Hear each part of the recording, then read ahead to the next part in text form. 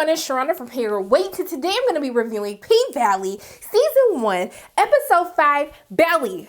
Y'all, I literally thought the only thing I was going to have to talk about is Patrice Woodbine, Mercedes' raggedy mama. But baby, the whole time I've been telling y'all all season that I can't wait to see this raggedy person that is Mississippi.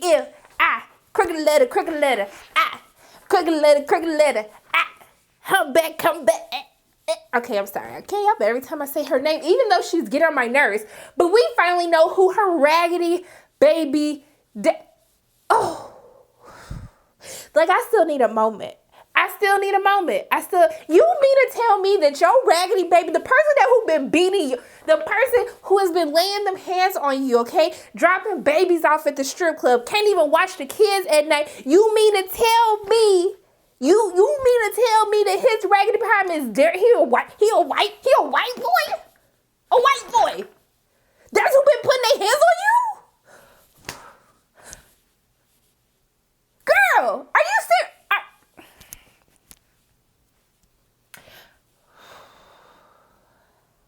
Baby, let me tell y'all, when I saw him come on screen, they said, oh, your baby, they dropped the baby off. I'm like, oh, who is this white dude? Like, is this one of her regulars she was talking about? And then when he started talking about, you didn't need to come out there, like, you can stay home. They gave me more shifts at the shop. You can stay home. Hold on, wait a minute.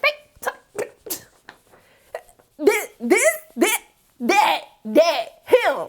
He the one who been putting hands on you, been putting these paws on you. He the one who been doing that. You been letting him do that. And then Diamond, I'm like, Diamond, I was surprised that you didn't beat his little raggedy behind. Did everybody know this? Was I the only one that didn't know this? Was I the only one that was shook to the heavens? I don't think I'll ever get over this. I really don't think that I will ever get over this. Like, oh my gosh. But I guess I can talk about the rest of her storyline, but I'm still like, I'm speechless. I feel bamboozled. I am flabbergasted. I don't know what in the khaki pants world. I just don't understand. Okay. So from last week's episode, Mississippi been letting things go to her head a little bit, okay? So Mississippi, she been getting them coins, getting a little cash, and making it rain on her because she's the new star attraction at the paint. And we see that it opens up. They still like dancing to a little murder song, okay? Love over money, whatever he said, child. So she making it, this divorcee, she making it rain on him. And do y'all know who that was? I felt like I should have known who she was because she was absolutely hilarious. And she could blow too. But she's making it rain. She went through a divorce. She got this huge cash settlement, okay? So then she in the boom boom room, the champagne room, the make it rain room, the private room, and Mercedes and Gidget, they dancing for her, and then she making it rain, and then all of a sudden, she was like, you smell like a baby. And then she like put her head in her titties. And I was just like, oh my gosh, like what is going on with you? And she started crying. And so she crying. She don't want to go to this big old house by herself. She just don't want to be alone no more. She is sad about this divorce, Lord. And then she passes out. And then, but can we talk about what's a genuine woman? I think you meant genuine, Mississippi. But she's like, you was a genuine woman. I said, girl, you know what? You lucky you're my favorite because I ain't going to harp on it longer than what I wanted to. But I definitely had to pause, okay? But then she took all that money. She spent half of her settlement money in a strip club. Girl, what is you thinking? I just didn't understand it. So they basically take all her money, child. Then the girl wake up and... you know, she's singing, I get into it with Uncle Cliff, okay? That's beside the whole point. So, Mississippi is tired the whole time because her video blowing up, somebody took a video of her, and I'm pretty positive you cannot record in strip clubs. So, I was really shocked that no one got in trouble for that. So, her video's blowing up, and so she's starting to get a big little head, like, look at all these likes, and she's like, it's not pouring, it's something else. And I was like, girl, what is that? Can somebody tell me in the comment section below if they know what she was talking about? But, But the girls are trying to help Mercedes get this belt money because we see that she calls Gidget. I don't know what Gidget was putting in her mama's like drink, what type of pill she was putting in there, but she was doing something. And Mercedes, little raggedy behind, called Gidget after she disrespected her, talking about how she stacked all this money and now you ain't got no money. But I know it's not her fault. So they try to come to the little bail bond place, and then he tell her, like, hold up, it ain't just $2K. She had all these parking tickets, moving violations, processing fees, all this stuff. And I'm like, sir, what processing fees add up to $5,000? Help me to understand, because I don't get it. Then when he tried to tell them that they can, he tried to allude that they can use their little cooch to get, as collateral, or they could use a house, and then Gidget almost messed that dude up. He started cursing them out, called him the B words. I was just like, wow, sir, like, you doing all of this? He said, get the F up out of my establishment if you ain't got no 5K, or if you ain't trying to use that, So I love how they film the routines. Mississippi's routine that they feel towards the end of the episode, like, you can tell that she's always distracted. Her mind is always somewhere else, as if when she's dancing on stage, she's dancing trying to forget the past, right? She's trying to forget whatever is happening to her in her personal life. I was really scared. I was like, oh my God, is this girl finna fall? Or is this what you be thinking when you be swinging from the pole? Because I know when I used to do pole, like, I was trying not to get killed. So, like, I had to focus. I don't know how y'all be having time to have all these extra other added thoughts.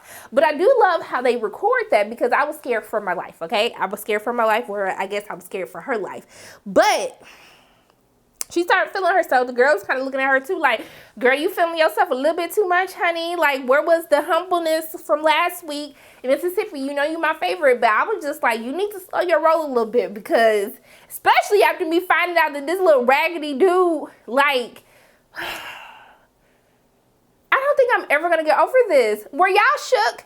I was shook. I'm still shook. Like, I thought Patrice and Mercedes was gonna be the craziest part of this episode, but me finding out who her baby daddy was, then when he called her beautiful and she got I said, girl, I'll snatch you up right now.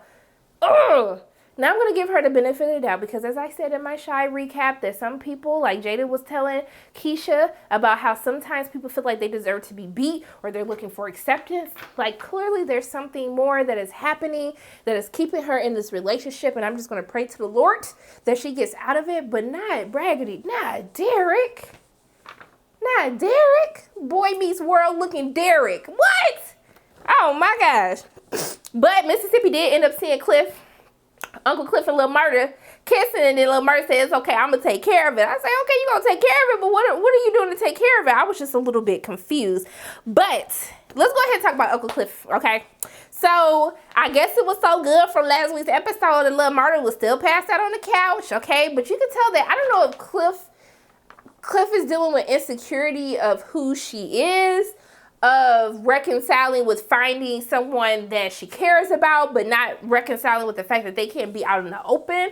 I really hope we get to delve a little bit deeper into what is happening with Uncle Cliff as we see her looking in the mirror. She kind of, I don't know if she almost looks disgusted by herself, where it's like when she puts her wig on, she feels complete. But all of that was cut short when Divorcee started singing. I said, so y'all left y'all raggedy friend at the club by herself, drunk out of her mind, spending all her money? Did nobody want to stop her? Did no one want to have control over her? I was just like, wow, we're so disrespectful. Who does that? Like, who seriously does that? So, I feel like I got something in my mouth. So, we see that Cliff goes outside after Cliff is kicking the girl out. And then they see that they had the 14-day closure sign, which I was like, at least they tried to color code it and put it in pink because it's called the pink. I just thought the little coordination there was like a little slither of respect for the paint. But everybody's upset. And then when Cliff walk outside, she's like, what happened? Is Mercedes, is she dead? And then they like, no, fool, look at the foreclosure sign. And then she passed out. I just thought that was so funny. It was a lot of funny moments in this episode. I think they did a very great job of balancing like the seriousness between Mercedes and her mother with Autumn, Lakeisha, Haley, whatever that girl name is, kind of mending fences with Mercedes towards the end of the episode. But this comedy. Okay, so Cliff ends up going to the jail. And when she was reciting the whole code and stuff like that, talking about, you gonna let me in this bag, and she started doing this, like, talking about, don't do that with your nails, because I do it all the time, okay? Do what? So I thought it was absolutely hilarious. And then when she said, do you know how many hoes that I didn't put through school? I said, well, you know what? Uncle Cliff, she got a point, okay? She got a whole point. Uncle Cliff, you done put a whole bunch of people in school. I respect that. But I guess the sheriff said that that's not enough. That she gonna have to deal with the mayor. I ain't got nothing to do with this. This doesn't break our arrangement, but I have to uphold the law or the citations that the mayor basically lays out. So it's nothing to do with me. You're gonna have to take your business up with the mayor. But then the sheriff ends up telling her about Mercedes being in there, and then she was like, what you mean Mercedes is in here? So yes, I guess we're going to have to talk about this. I guess I can finish up Uncle Cliff. So Uncle Cliff, later towards the end of the episode, he goes to talk to Mayor Ruffin. Mayor Ruffin, played by Isaiah Washington. Like, I don't know what slang he's talking in. Like, he got that Mississippi slang, like, down pat. Because every time I hear him talk, I just die. Like, he really sound like he from there. Like, if he came out and said, I'm from Mississippi, I would be like, Isaiah, I believe you. And you play this role a little bit too well, too close for comfort. So basically, she goes to tell the sheriff that she knows about the foreclosure, that he's behind it, and that she knows that he has been paying the black businesses less than what he has been paying the white businesses. And if he don't get it together, that she's going to tell everybody what exactly is going on, and it's going to be some problems, okay? But the way that Andre looked so shook when she looked at him, she like blew that little kiss to him, he looked shook as heck, and I just love to see it. But when Mayor Ruffin basically talking about some of y'all N-words need to be erased, I was like, wow, Mayor Ruffin, I thought you were trying to help everybody, or Chuckaluska, whatever the place is. I thought you were trying to help everybody. Talk about some of y'all need to be erased. Wow, that's what we doing, Mayor? Okay. Oh my gosh. But when they was in the car, can I talk about Mayor Ruffin real quick? When he told Andre, he was like, now how did she get all of this info? But he didn't say she, but he called her that thing. How did that thing? I was like, you're very disrespectful for that. The homophobia is like, it's showing. It's oozing out of you. But he basically told him that, he was like, look, he said, I ain't, what did he say, child? So Andre, his goddaddy said, were you smashing Uncle Cliff? And Andre was like, no, I wasn't smashing Uncle Cliff. And then he said, well, somebody had to slide up on your ping to get that info. I said, wow, this whole situation, this whole back and forth gave me my life, okay? And then he said, I ain't never lost no paperwork and no coochie. And then he called him an N-word. The way that he say the N-words to him, I just be like, ooh, like, you bring back memories of my grandmother calling me that word when I didn't want to fold washcloths, okay? And I called my mother and I said, Ma, do you know what grandma just called me? She called me the N-word. I didn't know the people, not like the N-word E-R, the N-word with the A. And I was like, I didn't know people's grandmas was calling the kids the N-word. But like, that did something to me, and my mama started laughing. So when he says that, it brings me back to a time that my grandma was really disrespectful to me, okay? That's not how grandmothers should behave out in these streets. I'm sorry, y'all, just had to have a moment. This has nothing to do with what is happening in P-Valley, but I just needed to get that moment out. And Daddy, if you're watching, don't be snitching. Okay, so, okay, that's pretty much it. I did like that we get to learn a little bit more when Little Murder walks in and asks Uncle Cliff, like, why are you acting like what happened? I was about to say what happened last week, like last week's episode. What happened last night didn't matter, or like it never happened. And so then he says, I want to take you out on a date. He was just like, ain't no place for us to go on a date like people like us. And then he was like, where you want to take me? And then he was like, how about that wing spot? That's where the two lesbians, you know, basically had their anuses like pulled out. Or how about by the river? We can take a walk by the river where two people were found floating dead, two gay men. And so basically saying like, people here do not care about people like us. And us going out and being free and loving one another out in the open, that can end up with us being severely beaten or worse, killed. So like, that's not an option for us whatsoever.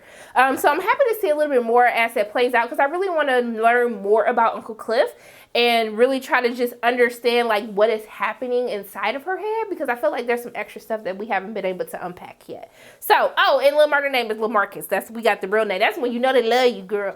When they give you their government name, okay, when you can really go search them up on Google and find out their record and stuff, that's love right there. Talk about giving your real name, LaMarcus. I see you, boo. But we gotta talk about Raggedy, Patrice Woodbine, and Mercedes. So, whew. last week's episode, she beat the hell out of her mama, and she should have. She should have just, I don't condone violence against people's mamas, but after what her mama did, I would have had to put them paws on her. I definitely would have had to put them paws on her. You know, this whole situation sits very close to me. I swear one day I'm going to write a book or a TV show, and it's going to be some juicy drama for your guys, because I related to Mercedes' story a little bit too well. Okay, so she's in jail, and then we realize that when she's getting booked and stuff, the divorcee come in and sing a little murder song, and she had to pause what she talking about, I can't stay in here all weekend. He was like, you should have thought about that before you was beating your mama. And then he was like, and obviously you still ain't returned my wallet. And she was like, Jesse? The dude that she kicked out like in the first or second episode of the series, I was like, wow, that karma came back at you real fast, okay? And then when he took the mugshot, I was just like, you didn't have to do her mugshot like that, Jesse. Like, I know you didn't get your wallet back, but you was being just as equally disrespectful in the first place. Then she realized that she was singing little murder song, and she was just disgusted. You know that meme? Like, I am disgusted. That's the look that Mercedes had on her face. So Jesse and Lil Murda need to pay the divorcee lady, who I don't know her name, so I'm just gonna keep calling her divorcee lady, who can blow, who can sing, who can do whatever and make me laugh at the same time. But I'm just saying that Lil Murda owes her money for getting that song stuck in my head. That's all I'm gonna say. But we see when he's putting her into the cell, there's this lady who he thinks is like trans. I'm assuming she's transsexual, but he left her in the men's because he thought that she had a penis. And so I thought that was very disrespectful. And you can see how he has the law of the land there. He can make up any type of rules. When he told them they was going to stack their charges if they don't keep them apart, I said, sir, are they getting paid to do your job, or are you getting paid to do your job? Because I'm just highly confused by all of this. Thank you very much. But we see that when she gets in, she sees her mama, and then she knocked her mama the heck on out, which she should have, because it would have been on sight. She was like, on sight, she knocked her out. I said, girl, I ain't never been mad at you. You better do that. Shoot. So, but can I ask a quick question, y'all? Who was singing Anita in the background? Somebody was singing Anita Baker, and they was like, I don't know if it was divorcee lady that was singing it, but did y'all peep that? Just let me know. Am I the only one who heard that? I know somebody was singing Anita, but then this lady gonna come up talking about, you don't like, that's your mama, you don't lay no hand on your mama. I said, girl, if you don't sit your little raggedy behind down talking about don't lay my hand on my mama, you don't know what this raggedy heifer did, okay? Sitting up here telling me what I can and can't do with my hands, who I can and can't lay paws on, okay? Sit down. Did nobody even ask for your opinion in the first place? So then Patrice eating up the attention. Then she gonna fix her wig. Forget her wig. Shoot, she needs to run them 20 stacks back. So then I was like, wow, this guy across the hall, because Mercedes is still in her last dance outfit. The dude across the hall, like, basically just, you know, exercising his hand in his privates right across from the hall. But then when the divorcee lady looked at Mercedes and said, oh my God, Mercedes, did I die and go to heaven? And she was like, no, bitch, we in hell. I died laughing. That was absolutely hilarious. Can we have her in every episode, the divorcee lady? Because when I say she added so much great comedy to this entire episode, I was totally here for her. And if you guys know her name, please let me know in the comment section below. I'm sure y'all gonna yell at me that I didn't know her name, but I can't know everything. So, oh my God, all right, sorry. So, I thought that Jesse was going to do something to her, like try to make her do something strange for a little piece of change. But when he just handed her his jacket, I was like, oh, okay, Jesse, you're not completely trash. Thank you for like trying to have some morals about yourself. But when Cliff walked in and then the other lady was like, hey girl, hey, he's like, hey girl. I was just like, I mean, I would have did the same thing if somebody would have said that to me. But then he started talking to Mercedes, and when Patrice was like, you better keep my name out your mouth. And she was like, don't come for me unless I send for you. I said, you better tell somebody, Cliff, okay? Say one more thing, Patrice. Say one more thing, okay? You're going to be fixing a lot more than the little raggedy wig you had on your head, all right? So Cliff says that she's going to bail her out, and then she basically says no because Cliff told her about the foreclosure. She said save all that money and save the pink. And so then she starts talking a little bit more about the backstory with her mother. Her mom had all these credit cards in her name at the age of 3. I said, y'all better stop trying to tell my life to these people on screen. But I'm just talking about what's happening in P Valley. And then we see that her mama started quoting scripture. I was like, girl, if you don't start, quote one more scripture, okay? The people who be so disrespectful, so dirty, they be always want to quote scripture.